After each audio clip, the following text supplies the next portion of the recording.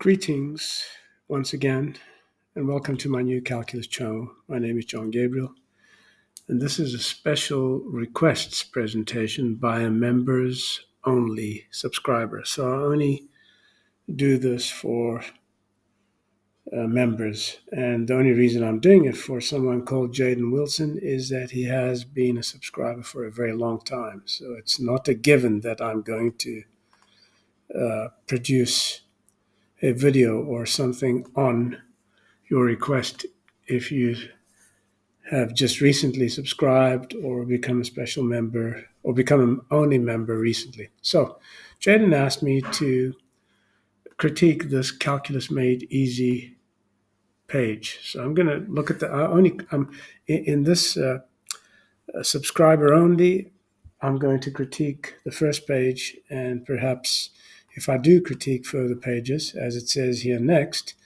then it'll be members only. And of course, if you're a member, you'll be able to have access to everything that's in this directory here, which means articles, never before revealed information, and all that good stuff. But that will cost you. That'll cost you €5 a month, which is, sacrificing a cup of coffee or your favorite drink.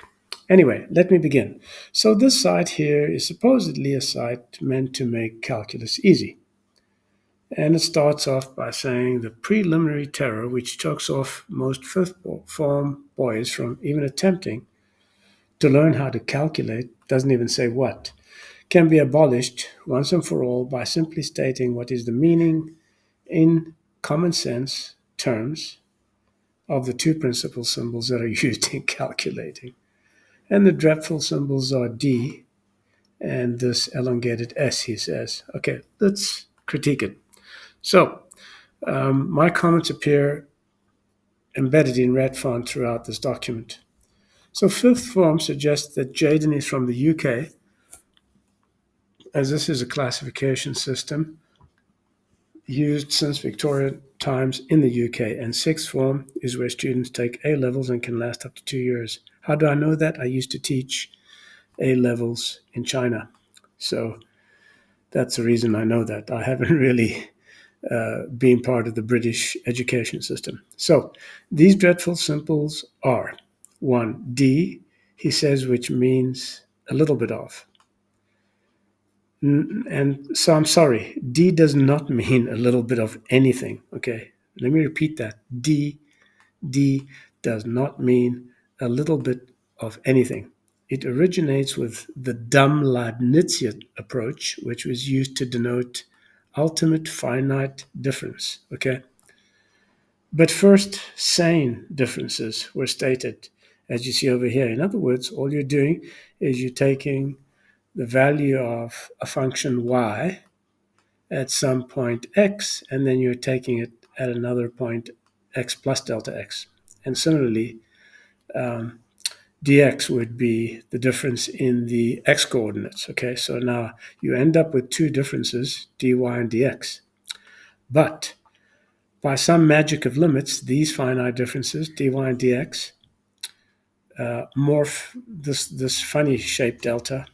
Well, it's not funny, but it's not like the d or the little delta. This is a little delta and this big delta. So this big shaped delta and delta y and dx morph into values greater than 0 but less than every other real number. Now just think about that for a second. Stop the video. Is such a thing possible? No, of course not. That's just utter drivel.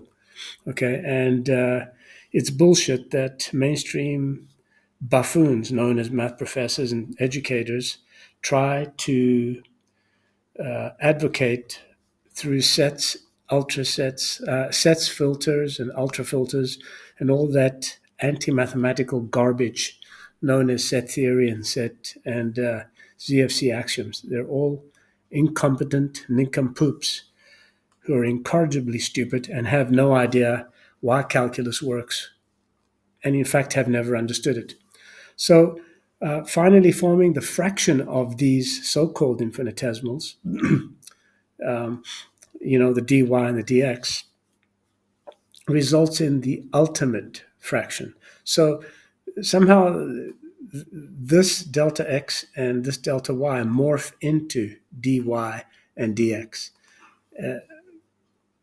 probably from some application of the magic of limits. And then because there is no 0/0 fraction, okay, that's just utter drivel. And so you get this ultimate ratio, which forms from taking the limit of these two finite differences, okay, as of course delta x becomes very small. So to quote that ultimate moron, Professor Gilbert Strang of MIT, he says, dy and dx are still numbers, but they're little numbers. So to learn the whole story, watch the Dick Picture Part 1. This is the YouTube link. Do watch that from start to finish. It's very revealing. Okay, let's continue. So it says ordinary mathematicians think it more polite to say an element of, well, I'm not even going to read that drivel. There are no mathematicians in mainstream academia, only a bunch of arrogant, incompetent, and incorrigibly stupid apes with PhDs in mathematics, not even mathematics. An element doesn't even have a definition because set has no formal definition. And set theory is anti-mathematical bullshit designed by morons for morons who would graduate into the shit pile known as mainstream mathematics academia. And the only way to understand infinity is in terms of their stupidity, which of course is without limit. Excuse the pun. Next, this elongated symbol S, which is merely a long S and may be called, if you like, what if I don't like? May be called the sum of. Okay, yes, that buffoon Leibniz thought it was rather nice and flashy to have a long elongated S.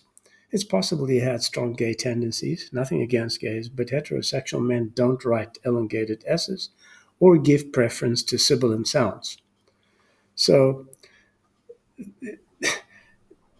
what it means is that Leibniz had no clue what the meaning, or had no clue what the mean value theorem meant and how the fundamental theorem of calculus is derived in one step from it, okay? He had no clue.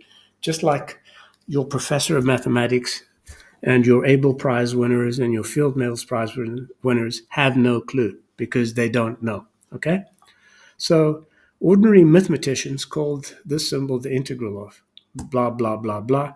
The irony is lost on most naive students here. One never adds up dx's or anything like that. Integral comes from the word integrate, which means to combine things, but actually has nothing to do with summing or adding anything up, especially an unknown number of bits.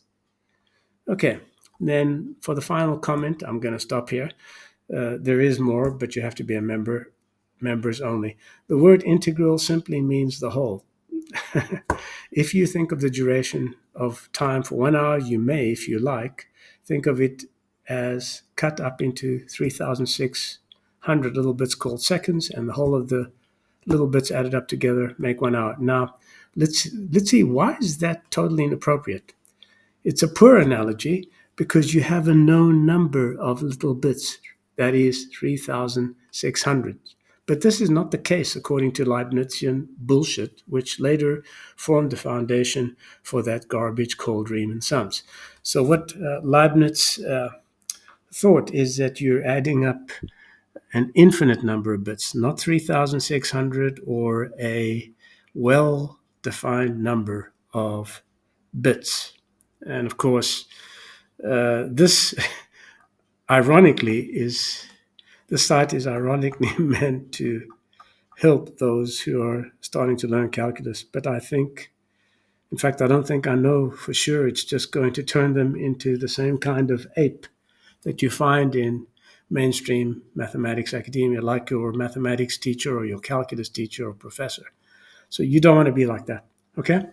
Now, this is the Dick Picture Part 1 video I was referring to. Here's the link, and I've placed the link also I'll place a link also in the video. Be sure to click on any of my videos, okay, and then hit the join button. This join button here will take you to where you can subscribe for only €5 a month to all the benefits of being a member. Okay, you get to see what only members see in terms of everything. Right. Otherwise, what you have are just the public relations or PR videos that I'm going to be producing every now and again, which is what I've been doing the last few YouTube videos. There's nothing new. I've just been tossing out juicy little bits. But you won't get any more than what's out there already. In other words, over 600 videos, they're free. They will remain free, and so will my academia articles. But to see more, you have to become a member. I'm John Gabriel, and this is a New Calculus channel. Till next time.